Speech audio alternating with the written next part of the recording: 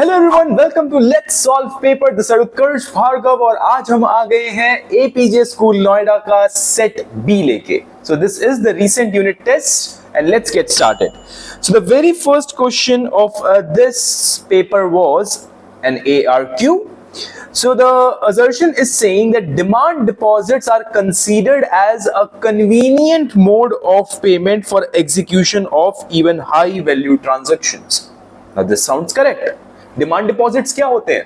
The deposits which can be withdrawn on demand by the customer. कि आपका जब मन करे आप वो पैसा सारा withdraw कर सके, right? तो ये बिल्कुल करेक्ट है। रीजन पढ़ते हैं क्या लिखा हुआ है। The reason is demand deposits are non withdrawable in nature. तो ये तो अपने आप में गलत बात हो गई है, right? So your reason is wrong but your assertion is correct. So clearly your answer is option C, A is true but R is false. चलिए नेक्स्ट क्वेश्चन पर आते हैं। In first 7 plans India adopted the strategy of import substitution. Guys, first 7 5-year plans में हम import substitution को follow करते थे। ये बात बिल्कुल true है, fact है। आपको पता होना चाहिए कि हमारा 7th 5-year plan था from 1985 to 1990 और उसके बाद थे हमारे 2 साल का कंसेक्यूटिव योर एनुअल प्लान्स, जिन्हें आप प्लानिंग हॉलीडेज भी बोल सकते हैं। तो 5-year प्लान को वहां पर रोक के, आपको सबको पता है कि 1991 एंड 1992 में इकोनॉमिक क्राइसिस आया था, राइट? और हमने रिफॉर्म्स को इंप्लीमेंट किया था। तो 7 5-year प्लान तक हमने इंपोर्ट सब्स्टिट्यूशन को फॉलो किया और उसके बाद हमने क्या किया था? खुद को ग्लोबलाइज, राइट? तो ग्लोबलाइजेशन के अंदर इंपोर्ट सब्स्टिट्यूशन ये आपको लूज करना पड़ा। रीजन क्या दे रहा है? Heavy duty in the form of tariffs were levied on import of goods. That is true, that is also true, but क्या ये एक दूसरे को कॉम्प्लीमेंट कर रहे हैं? वो देखते हैं। So in the first 7 plans India adopted the strategy of import substitution because heavy duty in the form of tariffs were levied on imports of goods. तो गाइस ये किसी भी तरीके से उसको कॉम्प्लीमेंट नहीं कर रहा है या उसको सपोर्ट नहीं कर रहा है। बेसिकली आपने इंपोर्ट सब्स्टिट्यूशन क्यों यूज किया? वो था to give a protected environment to the local producers. वो बात यहां पे मेंशन नहीं है, राइट? तो इसीलिए हम जाएंगे with option B, right? The reason is not supporting the assertion but both are true. So now our next question is question number 3. As you can see, this question is about those 2 statements. So statement 1 is subsidies do not add any burden on the financial health of a nation. This is absolutely false. Subsidies are unilateral in nature. है ना? Transverse होते हैं subsidies, so they put a lot of burden on the government finances. So this statement is false. दूसरी तरफ अगली statement क्या कह रही है? Complete removal of subsidies may violate the aim of equitable distribution. तो that is absolutely true. अगर आप subsidies हटाओगे तो शायद equitable distribution ना हो पाए। तो आप weaker section को कैसे uplift करोगे? So your statement 1 is false and 2 is true. So the correct answer is option D. चलिए आगे बढ़ते हैं। It's match the following, guys. So we have got 4 options here. तो देखते हैं। First growth, growth means increase in GDP. Then we have modernisation, modernisation means scientific outlook. Self reliance means avoiding imports and equity means reduction in the inequality of income and wealth, right? So your answer should be I guess option A. Next is question number 5th. Question 5th is something which is based on your circular flow of income, and you might have seen this particular diagram in your textbook as well. So there are 3 phases of the distribution of the income, guys. Basically your circular flow of income. So the very first phase is basically about the production. So here it should be the national output, which is the generation phase. Then whatever you are producing will create income for you, so that is the distribution phase. and that will create national income. And next is the national expenditure, guys. This is expenditure. Now expenditure is basically what? Disposition, right? तो आप अपना जो भी earning होती है उसको finally अब आप डिस्पोज करना शुरू करते हो. So your correct answer is option C. Next is question number 6. Question 6 is saying evolution of money led to the creation of capital market. So, identify and explain the relevant function of money discussed in the given statement. तो money की वजह से capital markets बने. क्या ये एक fact है? बिल्कुल फैक्ट है. अब ये कौन से मनी के फंक्शन की तरफ पॉइंट कर रहा है? So guys let me tell you, this is the mix of to.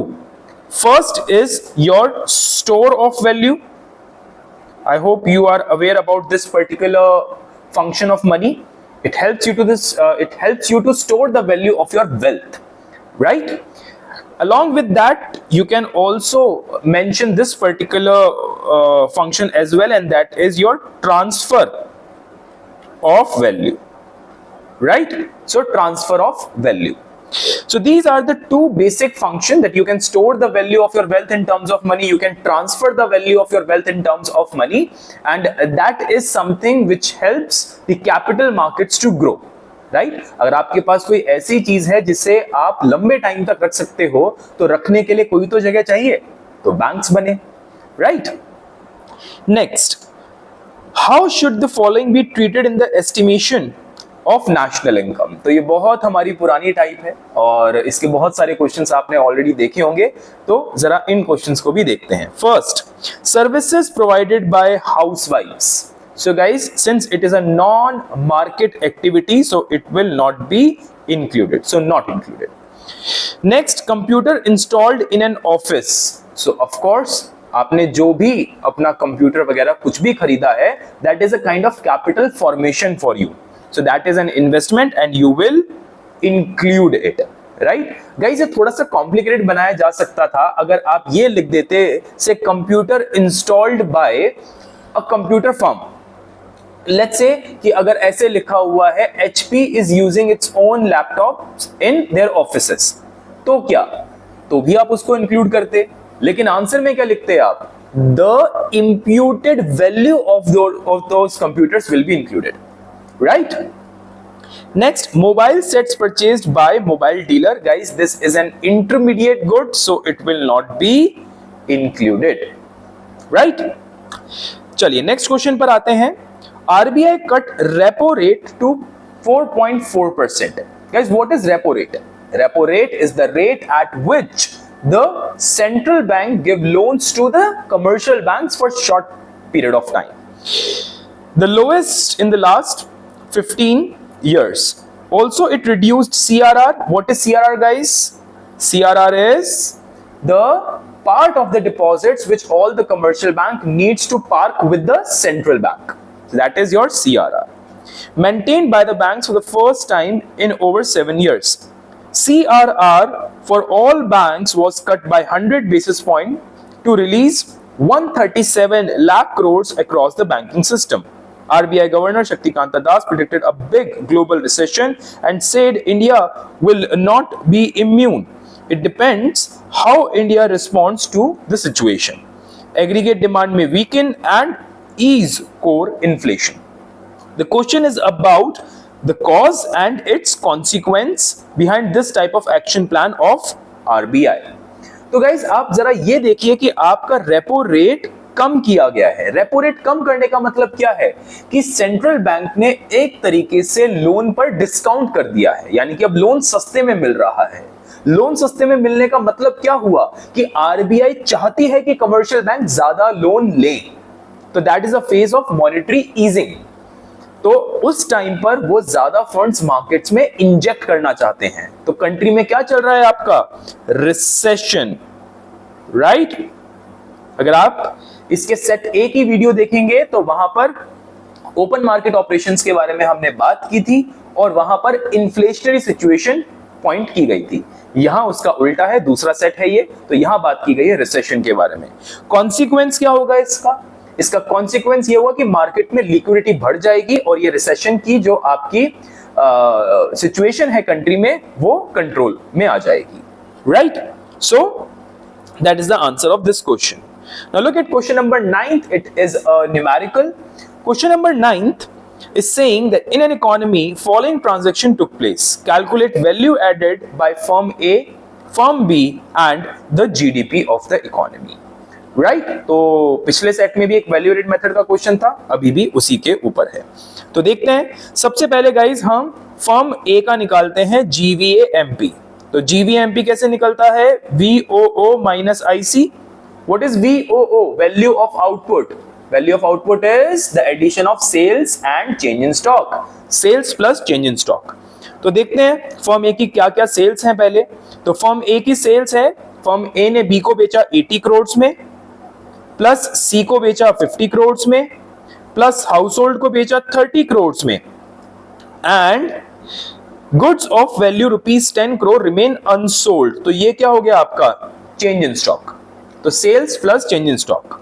और फर्म ए के आईसी भी गिवन है, purchase goods worth of ₹50 crore, right? तो सारा value of output sales plus change stock और माइनस आईसी. तो इसको एक बार कैलकुलेट हम कर लेते हैं. ये आपका हो जाएगा 160, 170 and that is 120, right? So it is ₹120 crore, right? So या नेक्स्ट हम निकाल लेते हैं फर्म बी का GVA. So GVA-MP of firm B. So again VOO minus IC. तो फर्म बी ने क्या क्या सेल्स की हैं वो देख लेते हैं. बी ने सी को बेचा है 70 करोड़ में, प्लस डी को बेचा है 40 करोड़ में, प्लस 30 करोड़ का किया है एक्सपोर्ट्स, प्लस 5 करोड़ का बेचा गवर्नमेंट को. तो इनका कोई अनसोल्ड स्टॉक नहीं रहा, तो वो हो गया है 0 माइनस आईसी. अब इस केस में क्या मैक्सिमम बच्चे आईसी को मिस कर देंगे, लेकिन अगर आप ध्यान से देखें तो यहां आपका आईसी गिवन है for firm B. Firm B ने फर्म ए से भी तो कुछ खरीदा था, और एक फर्म अगर दूसरी फर्म से कुछ भी खरीदती है तो वो होता है उसका आईसी. तो आपका फर्म बी ने ए से खरीदा था समथिंग वर्थ ऑफ 80 करोड़. तो एक बार टोटल कर लेते हैं हम. सो 145 minus 80 is 65. So it is ₹65 crore. The question is still pending guys. GDP-MP आपको अभी भी निकालना है. GDP-MP कैसे निकलेगा? मैंने सेट ए वाली वीडियो में भी ये पूरा प्रोसेस आप बच्चों को समझाया था कि GDP और GVA इनकी सिग्निफिकेंस क्या है. तो अगर आपने नहीं देखा है तो जाके उस वीडियो को देखो, वहां पे मैंने GVA की पूरी सिग्निफिकेंस समझाई है. तो क्योंकि आपके पास यहां पर दो ही फॉर्म्स का डाटा गिवन है, तो उन दोनों को आप कर दोगे ऐड ऑफ B. तो that is 120 plus 65, so that comes out to be ₹185 crores and it is solved. Next, last question पर आते हैं जिसके multiple parts हैं. So you can read this paragraph guys, you can pause the video, read this and then take a look at question number 1. Question 1 is saying in the period 1950 to 1990, Indian government adopted import substitution policy, which is also known as, what is the other name of import substitution?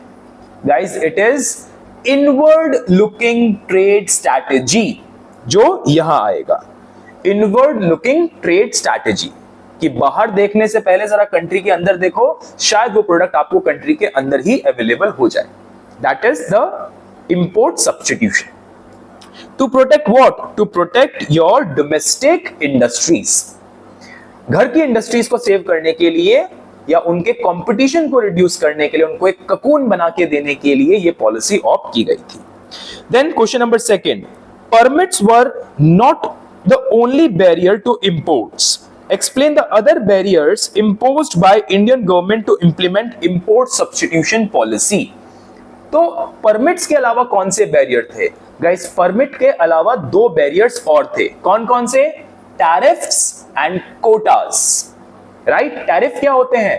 Tax on imports. और quota क्या होता है आपका? QUOTA. What is quota? Quota is the quantity which was allowed to import. So it was the maximum quantity to be imported by the people, by the firms. तो उससे क्या होता था, एक प्रोटेक्टेड एनवायरनमेंट मिलता था घर के प्रोड्यूसर्स को कि एक लिमिटेड क्वांटिटी में ही हमें कंपटीशन मिलेगा. तो अब देखते हैं इसका थर्ड पार्ट. हम third part is, did the policy of import substitution achieve the desired result for the Indian economy? Give reasons for your answer. Guys, import substitution की पॉलिसी क्या अपना जो मेन टारगेट था वो अचीव कर पाई? Partially, right. वो उतनी successful नहीं हुई. उसकी वजह से आपको कंट्री में थोड़ा बहुत इंडस्ट्रियलाइजेशन होता हुआ तो दिखा, बट उसकी एफिशिएंसी उतनी नहीं थी. इसका आंसर आपको इस पैराग्राफ में देखने को मिलता है. Under restricted trade India succeeded in industrialising but inefficiency and bureaucratic controls were rampant and economic growth was slow. The growth rate prior to economic reforms was just 3 to 4% overall and much slower on a per capita basis. Right. तो ये answer आप वहां पर लिख सकते हैं. Now let's talk about the last question, B part. Discuss briefly the rationale behind License Raj under Industrial Policy Resolution 1956. Why Government of India introduced licensing, which was later named as License Raj? What was the mindset? So you all should know the concept of IPR 1956. Guys, the licensing system was introduced for the redistribution of the resources. The government wanted to redistribute the resources to uplift the weaker societies, the weaker section, the weaker areas. Right? कि ऐसे ही लोगों को licence मिले जो outskirts में जाके industry setup कर रहे हो, राइट, या जो मैक्सिमम वेलफेयर कर रहे हो. तो licensing Raj basically came, the original idea was to channelize the scarce resources in such a manner that it can uplift the weaker society. Right, or at least in the way the government wanted. Right, so that is why licensing system rather came into the existence. So this is all for this video. See you in the next video. Till then, take care of yourself. Bye bye.